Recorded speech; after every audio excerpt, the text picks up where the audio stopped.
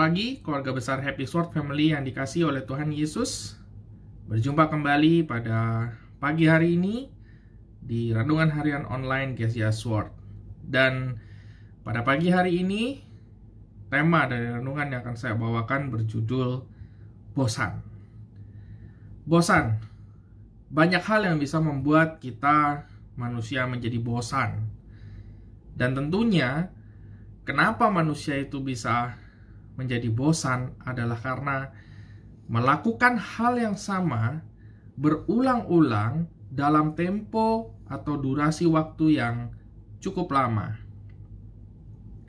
Biasanya rasa bosan muncul karena tidak ada sebuah tantangan baru, tidak ada sesuatu yang baru, tidak ada hal yang baru yang dirasakan saat melakukan sesuatu.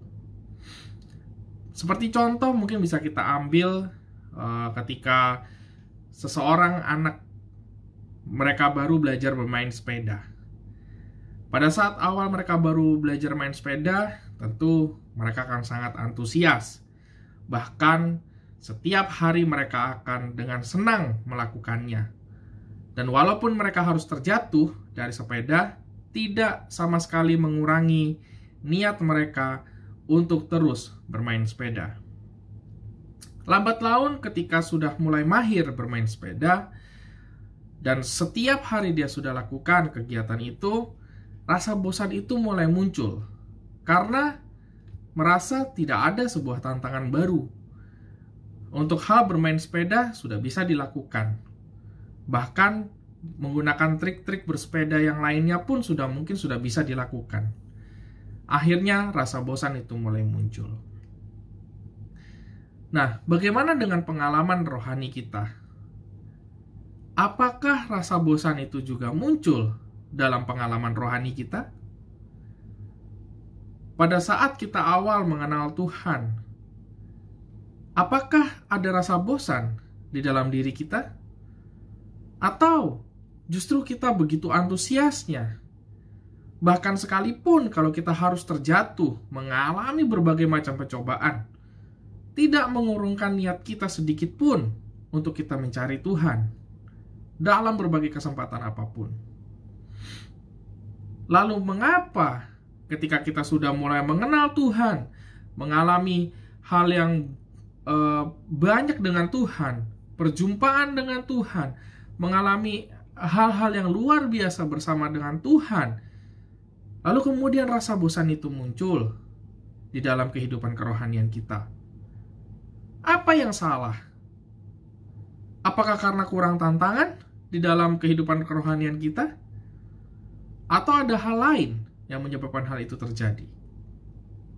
Mari kita buka kebenaran firman Tuhan di dalam Efesus pasalnya yang kelima, ayat yang ke-15 sampai dengan 16. Firman Tuhan berkata seperti ini. Karena itu, perhatikanlah dengan seksama bagaimana kamu hidup. Janganlah seperti orang bebal, tetapi seperti orang arif. Dan pergunakanlah waktu yang ada, karena hari-hari ini adalah jahat. Beberapa waktu yang lalu saya sempat berbincang dengan seseorang dan sempat tergelitik dengan sebuah perbincangan. Kami membicarakan tentang bagaimana renungan harian itu memberikan dampak seperti apa bagi orang. Dan kami bukan hanya berbicara asal berbicara, tetapi kami berbicara menggunakan data yang ada. Kami melakukan analisis dengan data-data yang ada. Dan akhirnya ada satu perkataan.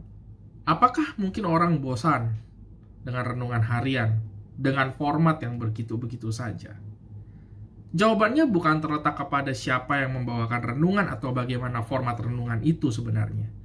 Tetapi yang mesti kita tanyakan ke dalam diri kita adalah, apakah kita membutuhkan hal itu atau tidak? Saat kita bilang bahwa kita membutuhkan renungan harian, kita tentu akan dengan senang hati melakukannya. Kita tentu dengan senang hati, dengan rasa haus dan lapar ingin menyaksikan dan ingin mendengarkan renungan harian. Tetapi jika rasa itu tidak ada, ya tentu saja rasa bosan yang akan muncul. Selalu akan ada kekurangan dimanapun dan dalam bentuk apapun itu disajikan, saudara.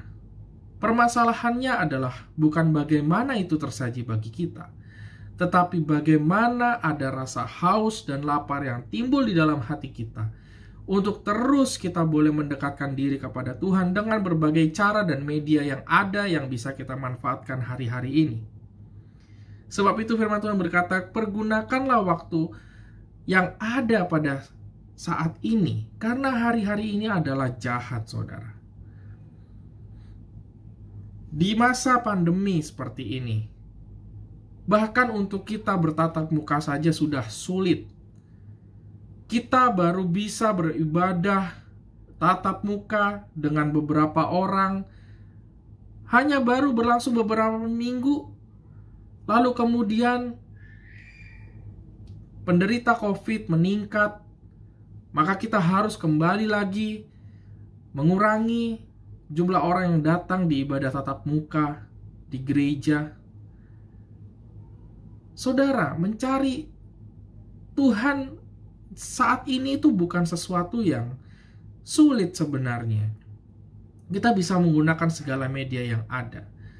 Yang paling penting adalah bagaimana rasa haus dan lapar itu bisa menguasai hati dan pikiran kita. Kegiatan yang dilakukan terus-menerus secara berulang-ulang berpotensi membosankan. Tetapi ketika ada satu rasa lain di dalamnya, rasa haus dan lapar yang sangat besar, rasa kerinduan yang besar, itu yang akan mengalahkan kebosanan. Kita harus bertarung dengan sepenuh kekuatan kita hari-hari ini, saudara. Ada begitu banyak kenyamanan di depan kita pada saat ini.